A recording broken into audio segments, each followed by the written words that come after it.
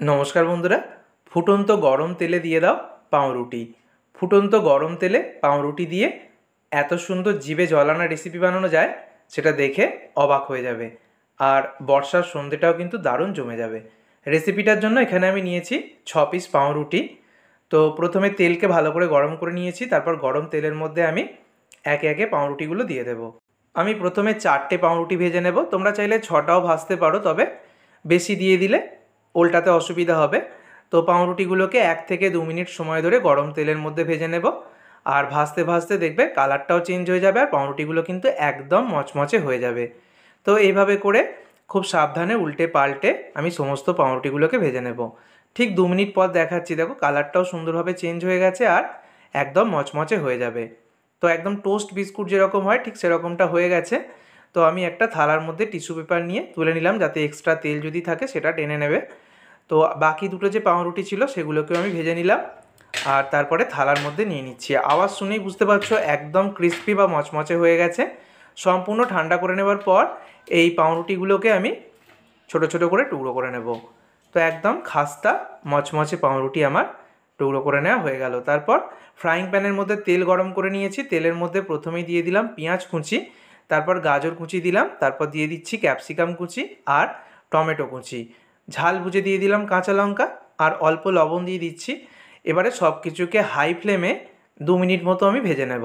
Chowmein রান্নায় যেরকম আমরা সবজিকে হাই ফ্লেমে ভেজে নিই, সেরকমই ভেজে নিতে হবে। তো 2 মিনিট পর আমি দেখিয়ে দিচ্ছি তোমাদেরকে। তারপর মাঝখানে একটু জায়গা করে নিলাম। পছন্দ মতো এখানে তোমরা যে কোনো সবজি অ্যাড করতে পারবে, আবার ডিম ছাড়াও করা যায়।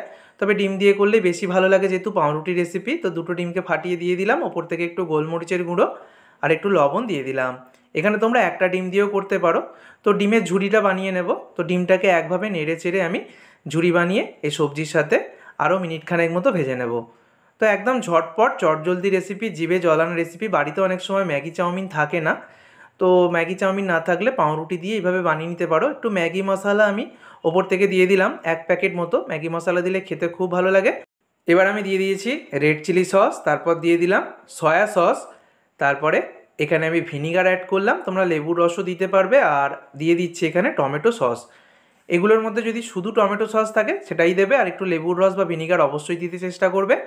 আর ওপর থেকে একটু ধনেপাতা কুচিও দিয়ে দিয়েছি। তারপর ভেজে রাখা যে পাউরুটির টুকরোগুলো সেগুলো দিয়ে দিয়েছি। এগুলো কিন্তু একদম মচমচে রয়েছে। তো তোমরা যদি মচমচে খেতে চাও, এগুলো দিয়ে জাস্ট 30 সেকেন্ড মতো নেড়ে চেড়েই নামিয়ে নেবে। আর যদি একটু নরম করে খেতে চাও, মানে ক্রিস্পি ভাবটা একটু কমিয়ে নিতে চাও, তাহলে 1 মিনিট মতো এগুলোকে নেড়ে চেড়ে নিলেই চলবে। তো তৈরি হয়ে গেল একদম ঝটপট রেসিপি, পাউরুটি দিয়ে ভীষণ মজার পাউরুটির চাউমিন। তো এইভাবে অবশ্যই বর্ষাকালের সন্ধ্যেটা বা শীতের সন্ধ্যায় জমিয়ে নিতে এই রেসিপিটা অবশ্যই ট্রাই করো। আর তৈরি করার পর যদি ওপর থেকে একটু চিজকে এইভাবে গ্রেট করে দেওয়া যায়, খেতে আরও ভালো লাগে। আর একটু টমেটো সস আমি ওপর থেকে দিয়ে দিচ্ছি। তাহলে বন্ধুরা, বাড়িতে থাকা পাউরুটি দিয়ে এই দুর্দান্ত রেসিপিটা অবশ্যই ট্রাই করো। ভিডিওটা ভালো লাগলে বন্ধুদের মধ্যে অনেক অনেক শেয়ার করো। ধন্যবাদ।